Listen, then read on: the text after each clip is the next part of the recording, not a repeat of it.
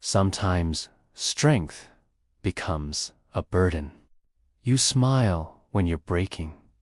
You say, "I'm fine," when your heart is screaming for help.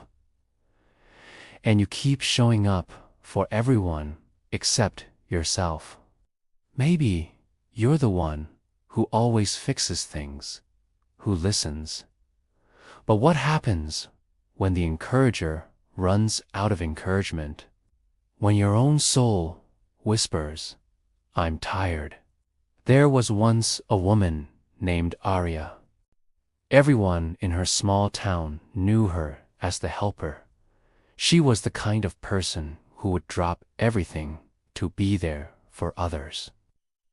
When her friend lost a job, Arya stayed up all night rewriting his resume. When her sister was heartbroken, Arya was the one holding her through tears. When her parents argued, she became their peacekeeper. And when someone needed advice, they always said, "Ask Arya, she'll know what to do." But no one ever asked Arya if she was okay. Every night, when the world was asleep, she'd sit by her window and stare into the dark sky.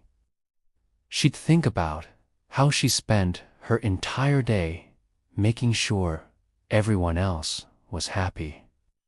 Yet, couldn't remember the last time she felt that way herself. She had learned to hide her pain behind a practiced smile. The world saw her strength. No one saw her exhaustion. One evening, her friend Noah called. He sounded broken. His relationship had just ended.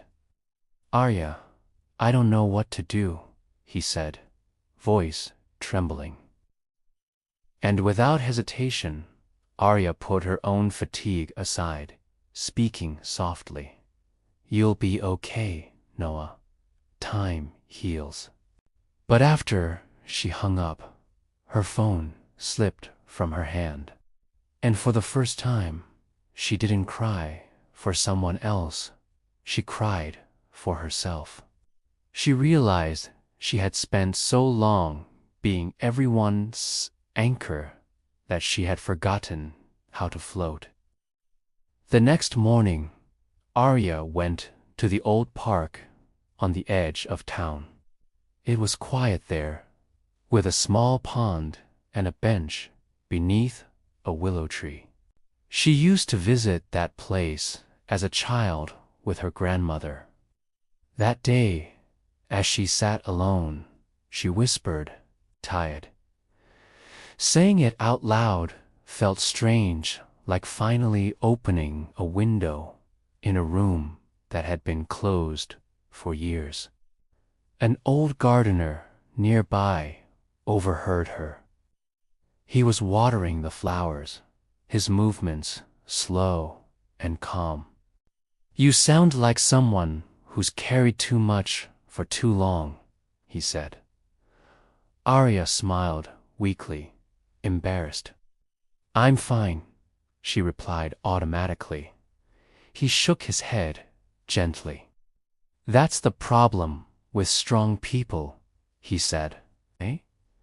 You think admitting pain means losing strength, but it doesn't. Even the strongest trees bend when the storm hits. That's how they survive." Arya looked at him, unsure what to say. The gardener continued, "You see these flowers? Every morning I water them.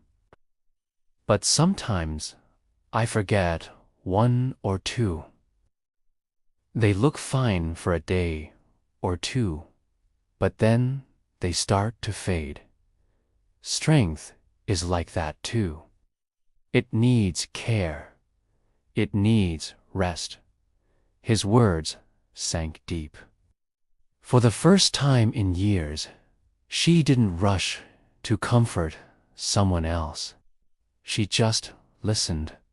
That night, Arya decided to do something different. She turned off her phone. No messages, no calls, no "are you free for a talk?" She made herself a cup of tea, opened her old journal, and began writing not about others, but about herself. Her fears, her dreams, her emptiness. The words flowed like tears she had held back too long. The more she wrote, the lighter she felt. She realized she had mistaken silence for peace and endurance for healing. But real healing begins when you stop pretending everything's fine. In the following weeks, Arya started setting small boundaries. When a friend asked for help, she didn't always say yes. When she felt overwhelmed, she rested. At first, guilt followed. She worried people would call her selfish. But instead, something unexpected happened. The people who truly cared began to check on her. They asked, "How are you, Arya?" She learned that strength, isn't about carrying everyone, it's about knowing when to put the weight down. That it's okay to say, "I can't handle this right now." That it's not weakness to rest, it's wisdom.